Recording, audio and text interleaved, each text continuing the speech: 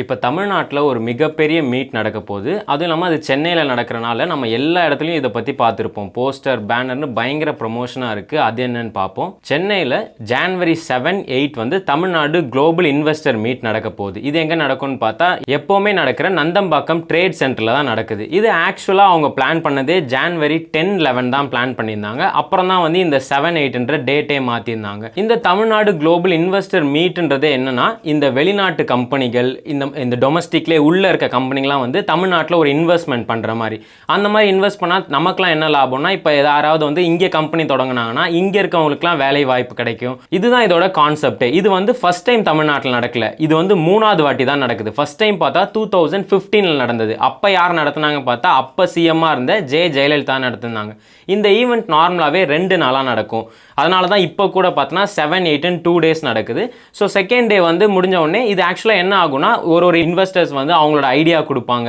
நாங்கள் வந்து தமிழ்நாட்டில் இன்வெஸ்ட் பண்ணுறோம், இந்த கம்பெனியை நாங்கள் எடுத்துகிட்டு வரோம் இங்கே, அந்த மாதிரிலாம் சொல்லி அவங்களுக்குள்ள ஒரு டீல் நடக்கும். இப்போ தமிழ்நாட்டுக்கும் அந்த இன்வெஸ்டர்ஸ்க்கெல்லாமே ஒரு டீல் நடக்கும். அந்த மாதிரி 2015 பார்த்தா 100 டாக்குமெண்ட் வந்து சைன் ஆயிருக்கு. அப்போ வந்து எவ்வளோ இன்வெஸ்ட்மெண்ட்டுக்கு அவங்க பேசியிருந்தாங்கன்னா 2.4 lakh crores வந்து பேசியிருந்தாங்க. அது வந்து அந்த செகண்ட் டே அன்னைக்கு ஜெயலலிதா அவ்வளோ பெருமையாக சொல்லியிருப்பாங்க, இது வந்து பயங்கர சக்ஸஸ் ஆன மீட், நாங்களே எக்ஸ்பெக்ட் பண்ணல இவ்வளோ நடக்கும்னு. இந்த கம்பெனிலாம் வந்து மெயினாக எதில் ஃபோக்கஸ் பண்ணுவாங்க, இந்த ஆட்டோமொபைல்ஸ் அந்த மாதிரி சொல்லும்போது தான் அவங்க சொல்லியிருந்தாங்க, ஆட்டோமொபைல்ஸில் வந்து இப்போ சென்னைக்கு இவ்வளோ இன்வெஸ்ட்மெண்ட் வந்திருக்கு, ஒரு 7000 கோடி கிட்ட இன்வெஸ்ட்மெண்ட் வந்திருக்கும். அப்போ சொல்லுவாங்க இப்படியே போச்சுன்னா சென்னை தான் வந்து மிகப்பெரிய மேனுஃபேக்சரிங் ஹப்பாகவே இருக்கும். ஆட்டோமொபைல்ஸில் ஒரு மினிட்டுக்கு 3 கார் கிட்ட ரெடி ஆகும் சென்னையிலே அப்படின்ற மாதிரி அவ்வளோ பிரம்மாண்டமாக சொல்லியிருந்தாங்க.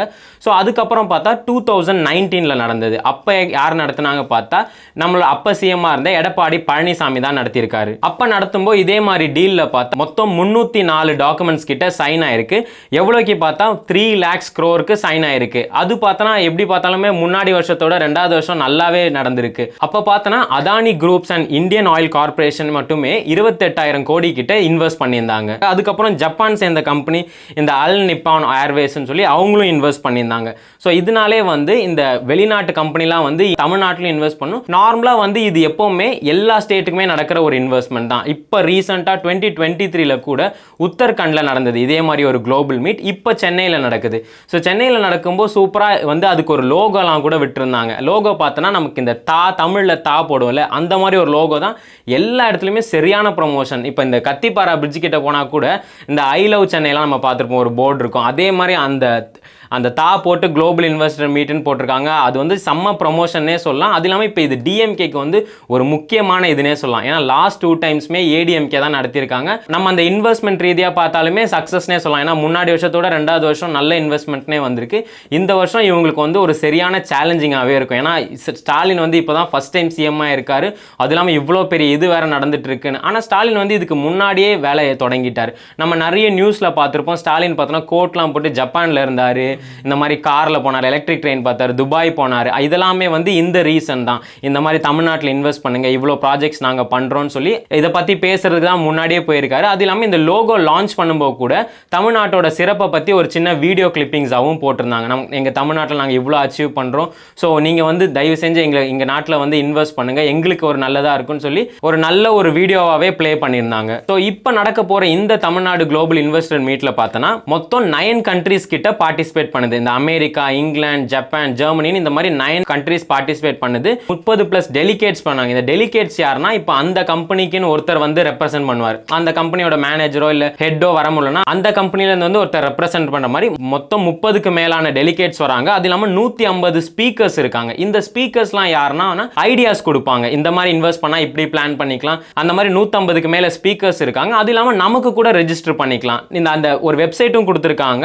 அந்த வெப்சைட்குள்ளே போய் பார்த்தோன்னா நமக்கு 2 ஆப்ஷன் கேட்குது. டெலிகேட்டா இல்லை நீங்கள் ஸ்டூடெண்ட்டான்னு கேட்குது. டெலிகேட்னா அதுக்கு சில டீட்டெயில்ஸ் கேட்குது, நேமு, ஃபோன் நம்பரு அதெல்லாம் கேட்டுட்டு எந்த கம்பெனிலேருந்து வரீங்க, என்ன படிச்சிருக்கீங்க அதெல்லாம் கேட்குது. அதே ஸ்டூடெண்ட்னா அந்த மாதிரி டீட்டெயில்ஸ் கேட்குது, என்ன படிக்கிறீங்க, என்ன ஏஜ் அதெல்லாம் கேட்டுனா லாஸ்ட்டில் கேட்குது நீங்கள் 2 நாளுமே அட்டன் பண்ணுவீங்களா இல்லை எந்த நாள் அட்டன் பண்ணுவீங்க, அந்த ஆப்ஷன்லாம் இருக்குது.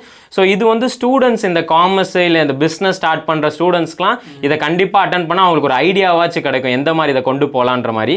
அதுக்கப்புறம் இது முக்கியமாக நான் முன்னாடியே சொன்ன மாதிரி டிஎம்கே டிஎம்கேக்கு ஒரு பெரிய இதுதான். ஏன்னா வந்து இப்போ ரீசெண்டாக அதை பற்றி இன்டர்வியூ எடுக்கும்போது டிஆர்பி ராஜ் அவர் தான் வந்து இப்போ நமக்கு இண்டஸ்ட்ரியல் மினிஸ்டராக இருக்காரு. அவர்கிட்ட கேட்டாங்க, சார் நீங்கள் இதை வந்து எப்படி பார்க்குறீங்க, ஏன்னா 2 வருஷம் முன்னாடி நடந்திருக்கு, இப்போ நடக்கிறதுக்கும் என்ன டிஃப்ரென்ஸ்னு கேட்கும்போது அவர் வந்து சொல்லியிருப்பாரு, இதை நீங்கள் அரசியல் ரீதியாக எடுத்துகிட்டு போயிடாதீங்க, ஏன்னா லாஸ்ட் டைம் எப்படி நடந்ததுன்னு எந்த டீட்டெயில்ஸுமே அவ்வளோவா கரெக்டாக இல்லை, பட் இந்த வாட்டி வந்து நம்ம நினைக்காத அளவுக்கு ஒரு இன்வெஸ்ட்மெண்ட் வரப்போகுது. அது இல்லாமல் இந்த வாட்டி தமிழ்நாட்டோட கோல் என்னன்னா 2030க்குள்ள 1 ட்ரில்லியன் எக்கனாமி தமிழ்நாட்டோட அவங்க இன்க்ரீஸ் பண்ணுன்றதான் இதை வந்து அவங்க மெயின் கோலாவே எடுத்துட்டு இருக்காங்க. நிறைய இன்வெஸ்ட்மெண்ட் வருதுலாம் சொல்லியிருந்தாங்க. மேபி இதுக்காக கூட இருக்கலாம். இதை நம்ம வெயிட் பண்ணி தான் பார்க்கணும்.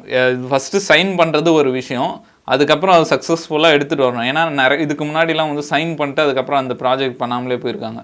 அந்த மாதிரி அது ப்ராப்பராக முடிச்சிட்டாங்கன்னா ரொம்ப நல்ல விஷயம். தமிழ்நாட்டுக்கு நிறைய வேலை வாய்ப்பு கிடைக்கும்னு நினைக்கிறேன்.